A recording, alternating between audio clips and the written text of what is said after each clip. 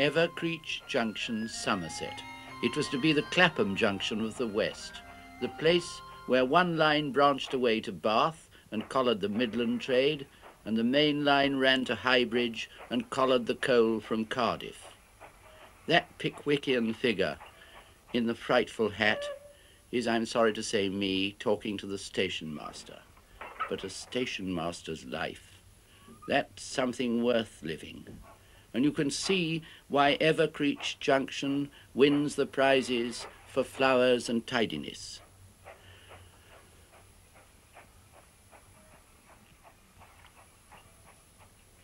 The level crossing gates are worked from the signal box, and here comes the 1232 from Sturminster Newton on her way to Bath, calling at Evercreech Junction, change for Glastonbury, Shapwick and stations to Highbridge.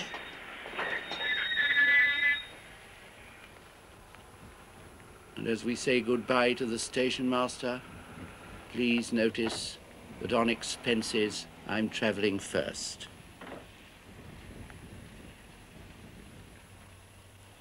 Forget motor cars. Get rid of anxiety.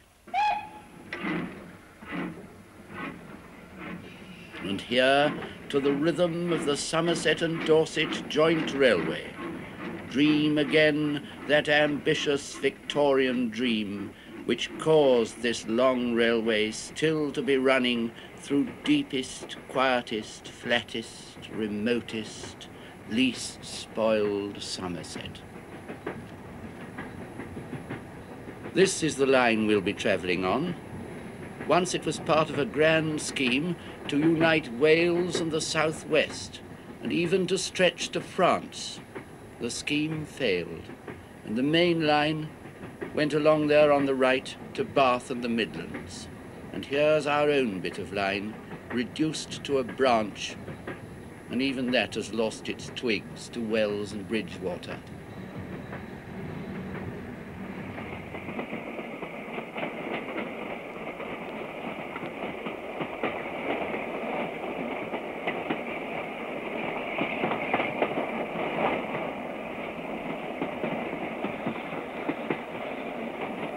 Great Western was the first friend the Somerset Central ever had, and it's the Somerset Central line we're travelling now. It's rather a relief to be drawn by steam through this uneventful countryside and just to hear the noises we knew as children. It's the sad road to the sea. West Pennard Station, built of the local limestone.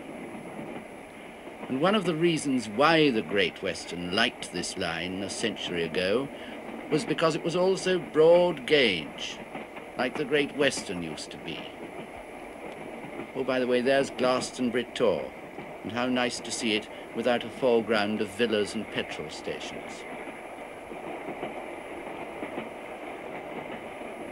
In a second or two, you'll find we come to a broad bridge, and as you look through it, you can see how the track was once broad for broad gauge.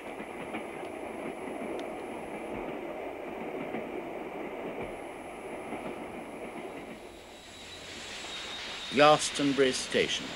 I suppose the promoters of the Somerset and Dorset hoped that this place was going to become a vast industrial town.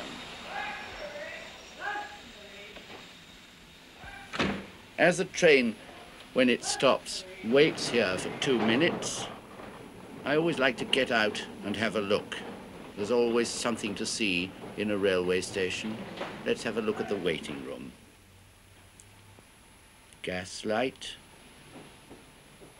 solid furniture, Georgian tradition carried on into Victorian times.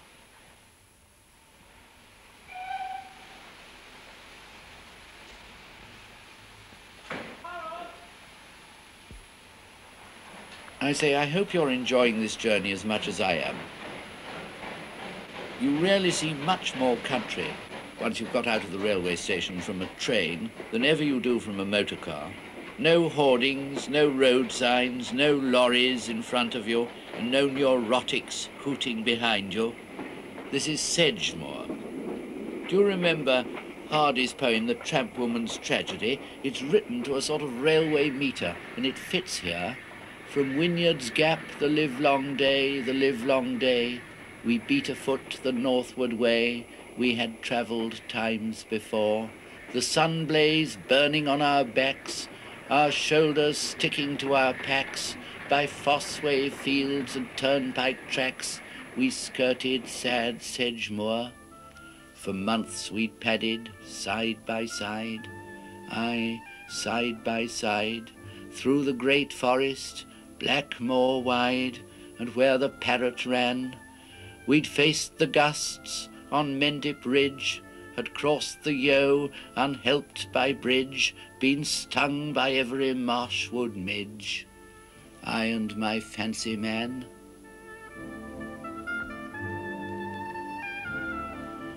This quiet part of Somerset has got its industries besides farming, cutting withes for basket making, and the railway carries a lot of the peat which is cut on Sedgemoor. The villages are a long way from the station. This is the village of Shapwick, grey limestone. I suppose they hoped there'd be houses all along the road from the village to the station 2 miles off.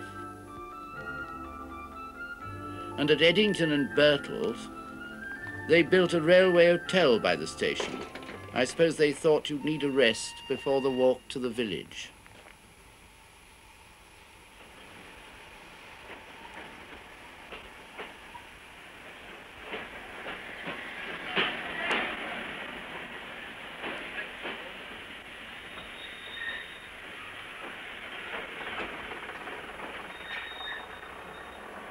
Go away, you brute, you enemy of railways and comfortable travel.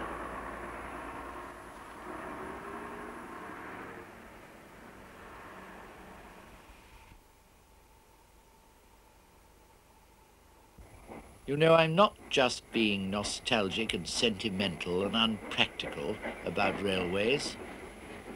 Railways are bound to be used again. They're not a thing of the past. And it's heartbreaking to see them left to rot, and to see the fine men who served them all their lives made uncertain about their own futures and about their jobs. What's more, it's wrong in every way, when we all of us know that road traffic is becoming increasingly hellish on this overcrowded island, and that in 10 years from now there'll be 3 times as much traffic on English roads as there is today. What will the West Country be like then? How will we get anywhere in summer, except by railway?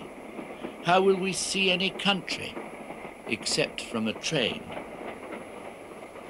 I think it's more than likely that we'll deeply regret the branch lines we've torn up and the lines that we've let to go to rot. I mean, even in America, they're already building new suburban railway lines.